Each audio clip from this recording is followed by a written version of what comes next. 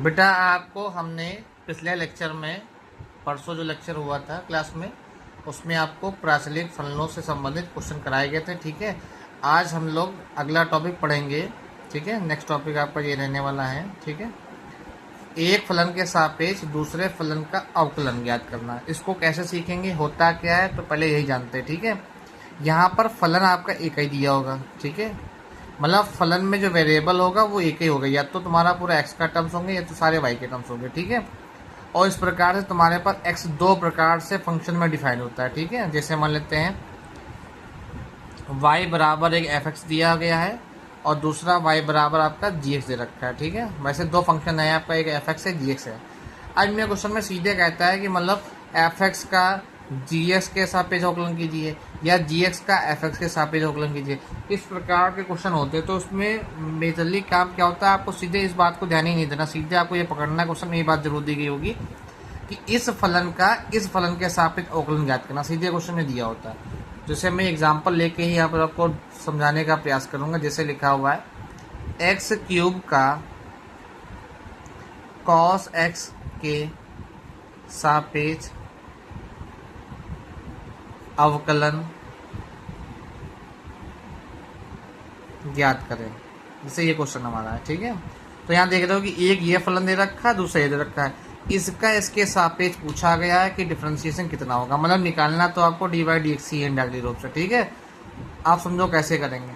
तो ऐसा जब भी क्वेश्चन आ जाए तो हमेशा पहले वाली वैल्यू को हमें क्या मानना पड़ेगा, y1 मानते हैं। ठीक है, तो y1 बराबर हमारा क्या होगा, एक्स क्यूब हो गया। ठीक है, दूसरे वाले फंक्शन को हमेशा मानना है y2 मानना है। ठीक है, अब डिफरेंशिएशन जो दोनों का किया जाएगा वो x के सापेक्ष ही डिफरेंशिएशन किया जाएगा, इसका भी x के सापेक्ष और इसका भी x के सापेक्ष। तो d upon D x of y बराबर d upon D x of x cube, इधर से d by two upon D x बराबर d upon D x of cos x. तो x का y1 के लिए करेंगे तो D Y one upon D x हो जाएगा। ठीक है, और पावर का करेंगे तो आ जाएगा 3x स्क्वायर। ठीक है, यहाँ पर इधर की बात करें तो D Y two upon D X, और कॉस का डिफ्रेंशिएशन होता है माइनस का साइन एक्स। तो ये दोनों के अलग अलग आ गए हैं। ठीक है, लेकिन हमें अलग अलग नहीं चाहिए, मुझे क्या चाहिए, इसका इसके सापेक्ष चाहिए। तो यहाँ पर फॉर्मूला होता है d y upon D x बराबर d Y one upon D x बटे d Y two upon D x. मतलब पहले वाले का डिफ्रेंशिएशन रखना होगा और अपॉन में दूसरे वाले का डिफ्रेंशिएशन। तो पहले वाले का डिफ्रेंशिएशन निकल के आया 3x स्क्वायर और इसका निकल के आया माइनस का साइन एक्स। ठीक है, साइन को ऊपर भेज देंगे तो माइनस का 3x स्क्वायर, साइन का अपोजिट होता है कोसेक एक्स। ये आपका आंसर हो गया। ठीक है, तो इसी प्रकार से एक क्वेश्चन में किताब से दिखाना चाहता हूँ, किताब में कहाँ पर आपका टॉपिक्स है और क्वेश्चन कहाँ पर आपको मिलेंगे। ठीक है, तो पेज नंबर हमारे पास है 210। ठीक है, यहाँ पे टॉपिक पढ़ा हुआ है एक फलन के सापेक्ष दूसरे फलन का डिफरेंशिएशन। ठीक है, यही टॉपिक को पढ़ना था। जैसे क्वेश्चन की बात करें, देखिए यहाँ दिया हुआ है साइन स्क्वायर एक्स का लॉग एक्स स्क्वायर के सापेक्ष अवकलन कीजिए। देखिए इस वाले को पहले y1 माना गया, इस वाले को y2 माना गया, तो पहले D Y one upon D X निकाला गया, फिर D Y two upon D X निकाला गया। फॉर्मूला आपका होता है y1 अपॉन y2, मतलब पहले वाले का दूसरे के सापेक्ष y1 अपॉन y2 बराबर पहले का डिफरेंशिएशन बटे दूसरे का डिफरेंशिएशन। दोनों को सॉल्व करेंगे, आंसर आ जाएगा। सेम एग्जाम्पल नंबर 8 देख सकते हैं, tan inverse 2x upon 1 minus x square का कॉस इनवर्स के सापेक्ष अवकलन ज्ञात करना।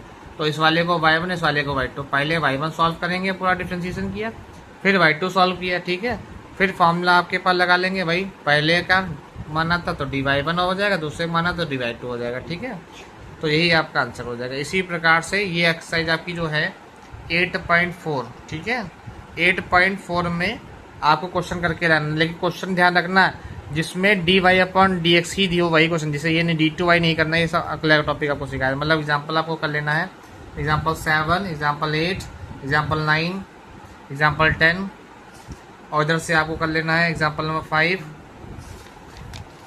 इधर आ जाएंगे एग्जाम्पल नंबर 6 के बाद आपको क्वेश्चन मिल जाएगा